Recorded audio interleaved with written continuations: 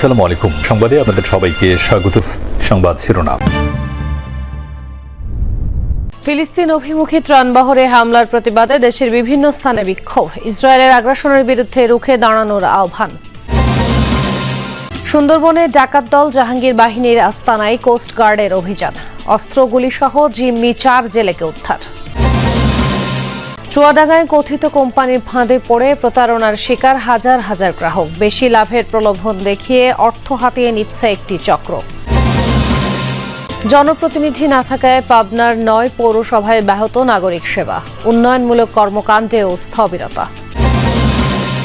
মা ইলিশ রক্ষায় মাছ ধরায় 22 দিনের নিষেধাজ্ঞা শুরু হচ্ছে মধ্যরাত থেকে। দ্রুত খাদ্য সহায়তা দেওয়ার দাবি জেলেদের। গাজামুখী ত্রাণবাহী নৌবহর গ্লোবাল সুমুদ ফ্লোটিলায় হামলা এবং মানবাধিকার কর্মীদের আটকের প্রতিবাদে দেশের বিভিন্ন স্থানে বিক্ষোভ সমাবেশ হয়েছে। এই ঘটনাকে আন্তর্জাতিক আইনের সুস্পষ্ট লঙ্ঘন উল্লেখ করে বিক্ষুব্ধরা বলেন, যতদিন পর্যন্ত ফিলিস্তিন স্বাধীন না হচ্ছে ততদিন পর্যন্ত লড়াই চলবে। গ্লোবাল সুমুদ ফ্লোটিয়ায় হামলার প্রতিবাদে ফুঁসে উঠেছে গোটা বিশ্ব। ত্রাণবাহী নৌবহরে ইসরায়েলের হামলায় চারিদিকে বইছে নিন্দার ঝড়। বাংলাদেশেও বিভিন্ন স্থানে চলছে বিক্ষোভ সমাবেশ ও প্রতিবাদ মিছিল। ফ্লোটিলা নৌবহরে হামলা ও মানবাধিকার কর্মীদের আটকের প্রতিবাদে মিছিল হয়েছে জাহাঙ্গীরনগর বিশ্ববিদ্যালয়ে। জুমার নামাজের পর জাকসুর উদ্যোগে ক্যাম্পাসের কেন্দ্রীয় মসজিদ থেকে বের হয় বিক্ষোভ মিছিল। পরে শহীদ মিনারে বক্তারা ফিলিস্তিনের পাশে দাঁড়াতে বাংলাদেশের পাশাপাশি বিশ্ব নেতাদের আহ্বান জানান। যারা বিশ্ব মানবতার বুলিয়া হয়ে বিভিন্ন দেশে তারা সন্ত্রাসী কার্যক্রম পরিচালনা করে, সেনাবাহিনী প্রেরণ করে ওই দেশকে ইনভাইট করে, তারা যখন নিজের দেশে তাদের ফিলিস্তিনে আগ্রাসন চালায়, সে জায়গায় তাদের নীরবতা আমাদেরকে ভোগায়। বাংলাদেশ থেকে এবং জাহাঙ্গীরনগর বিশ্ববিদ্যালয় থেকে গ্লোবাল সামুদ ফ্লোটিলার সাথে যে বা যারা ছিলেন তাদেরকে যেই অবরুদ্ধ করেছে, তাদেরকে বন্দী করেছে এবং তাদের যাত্রা যে থামিয়ে দিয়েছে, মুক্তির যাত্রা থামানোর জন্য আমরা এখান থেকে তাদের বিরুদ্ধে প্রতিবাদ জানাই।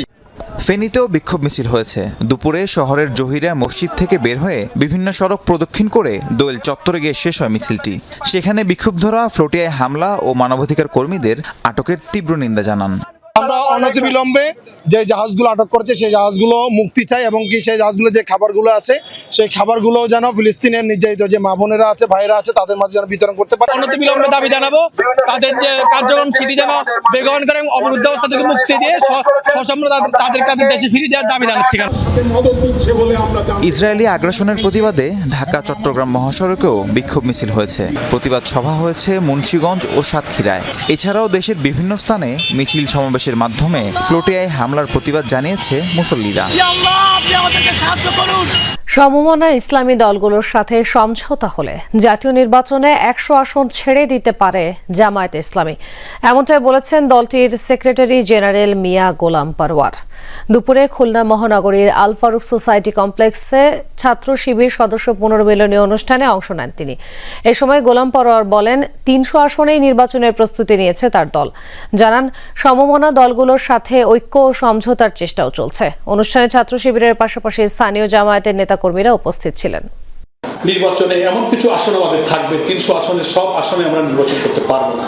যদিও আমরা 300 আসনে আমরা চূড়ান্ত করেছি, প্রাথমিক বাছাই হয়ে গেছে, কিন্তু আলটিমেট কথা যাদের সামনে আমরা সমঝোতা করব, যাদের সঙ্গে একটা ঐক্য হবে ইনশাআল্লাহ, সমঝোতা করতে করতে সে প্রায় 100 আসন আমাদের ছেড়ে দিতে হতে পারে। নির্বাচনের তফসিল ঘোষণার আগেই তিস্তা মহাপরিকল্পনার কাজ শুরুর দাবিতে নতুন কর্মসূচি দিয়েছে তিস্তা নদী রক্ষা আন্দোলন। দুপুরে রংপুরে সংবাদ সম্মেলনে সংগঠনের প্রধান সমন্বয়কারী আসাদুল হাবিব দুলু জানান, আগামী জানুয়ারি থেকে তিস্তা মহাপরিকল্পনার কাজ শুরুর ঘোষণা দিয়েছেন পানি সম্পদ উপদেষ্টা। তবে বাংলাদেশের প্রেক্ষাপটে তা বাস্তবসম্মত নয়, কেননা নির্বাচনী তফসিল ঘোষণা হলে এই সরকার আর কোনো প্রকল্প উদ্বোধন করতে পারবে না। তাই দ্রুত কাজ শুরুর দাবিতে 5 অক্টোবর জেলা প্রশাসকের কার্যালয় অভিমুখে পদযাত্রা ও পানি সম্পদ উপদেষ্টার কাছে স্মারকলিপি প্রদান, 8 অক্টোবর উপজেলা পর্যায়ে গণমিছিল আর 16 অক্টোবর তিস্তা তীরবর্তী 11টি উপজেলায় মশাল প্রজ্বলন কর্মসূচির ঘোষণা দেওয়া হয়। 5 অক্টোবর রংপুর বিভাগের 5 জেলায় পদযাত্রা শেষে জেলা প্রশাসকের মাধ্যমে অন্তর্বর্তীকালীন সরকার প্রধানের কাছে স্মারকলিপি প্রদান করা হবে। 9 অক্টোবর এই 5 জেলার অন্তর্গত সব উপজেলায় গণমিছিল এবং সমাবেশ অনুষ্ঠিত হবে। সুন্দরবনে ডাকাত জাহাঙ্গীর বাহিনীর আস্তানায় অভিযান পরিচালনা করে অস্ত্র গোলাবারুদ সহ জিম্মি থাকা 4 জেলেকে উদ্ধার করেছে কোস্টগার্ড। ভোরে সুন্দরবনের শিবসা নদী সংলগ্ন আড়বাউনি খাল এলাকায় যৌথ অভিযান পরিচালনা করে কোস্টগার্ড বেজ মোংলা ও আউটপোস্ট নলিয়ান। পরে প্রেস ব্রিফিংয়ে এই তথ্য জানান বিসিজিএস তৌহিদের নির্বাহী কর্মকর্তা লেফটেন্যান্ট ইকরাম মোহাম্মদ নাসিফ। তিনি আরও জানান, অভিযানে ডাকাতদের আত্মসমর্পণের আহ্বান জানিয়ে 2 রাউন্ড ফাঁকা গুলি ছোড়া হয়। এ সময় বোট ও জিম্মিদের রেখে বনের ভেতর পালিয়ে যায় ডাকাতরা। পরে তাদের বোটে তল্লাশি চালিয়ে একটি 1 নলা বন্দুক, 2টি এয়ারগান এবং 3 রাউন্ড তাজা কার্তুজ জব্দ করা হয়। উদ্ধার করা হয় জিম্মি থাকা 4 জেলেকে। জাহাঙ্গীর বাহিনী এবং আলামিন বাহিনী আমাকে আটক করে, সেখানে আমার অনেক নির্যাতন করে, মারধর করে, অনেক টাকা পয়সা চাপ দেয়। আভিযানিক দল ডাকাতদের বোট তল্লাশি করে একটি 1 নলা বন্দুক, 2টি এয়ারগান এবং 3 রাউন্ড তাজা কার্তুজ জব্দ করে। এ সময় জিম্মি থাকা 4 জন জেলেকে উদ্ধার করা হয়। উদ্ধারকারী জেলেদের জিজ্ঞাসাবাদে জানা যায়, জাহাঙ্গীর বাহিনী সদস্যরা তাদের 10 দিন ধরে জিম্মি করে রেখে মুক্তিপণ আদায়ের উদ্দেশ্যে নির্যাতন করেছিল। হঠাৎ করে চুয়াডাঙ্গায় এক ধরনের আর্থিক অস্থিরতা দেখা দিয়েছে।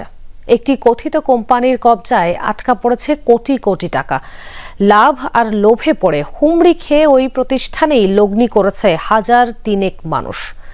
নাম পরিচয়হীন অফিসে বসে কখনো বিদেশি বিনিয়োগ প্রতিষ্ঠান, কখনো অনলাইন ট্রেডিং, কখনো সমবায় কিংবা MLM ব্যবসার নামে অর্থ হাতিয়ে নিচ্ছে চক্রটি। প্রশাসনের নাকের ডগায় সবকিছু ঘটলেও অবগত নয় তারাও। জিসান আহমেদের অনুসন্ধান। অনলাইনে জুয়া, ক্রিপ্টোকারেন্সি কিংবা ইলেকট্রনিক মুদ্রা কেনাবেচার ঘাঁটিতে পরিণত হচ্ছে দেশের দক্ষিণ পশ্চিমাঞ্চল। এবার অনলাইন শেয়ার বাজারে বিনিয়োগের নামে নতুন এক প্রতারণা কৌশলের তথ্য মিলেছে। সেন্টএফএক্স দুবাই ভিত্তিক প্রতিষ্ঠিত একটি ব্রোকারেজ হাউস, যাদের ওয়েবসাইটে ঢু মারলে প্রথমেই ভেসে ওঠে একটি সতর্কবার্তা, নকল হইতে সাবধান। অথচ এই সেন্টএফএক্সের নাম ভাঙিয়েই চুয়াডাঙ্গায় চলছে আর্থিক লেনদেন। স্থানীয়রা বলছেন, হজ এজেন্সির নাম করে বাড়িটি ভাড়া নেওয়া হয়।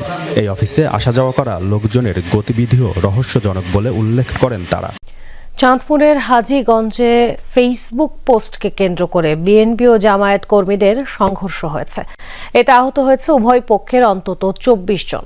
সকালে উপজেলার গন্ধব্যপুর ইউনিয়নের পালিসারা বাজারে এ ঘটনা ঘটে। পুলিশ ও স্থানীয়রা জানায়, ইউনিয়ন জামাতের আমির ইলিয়াস হোসেন তার ফেসবুক অ্যাকাউন্টে বিএনপির ভারপ্রাপ্ত চেয়ারম্যান তারেক রহমান নিয়ে একটি এডিট করা ছবি শেয়ার করেন।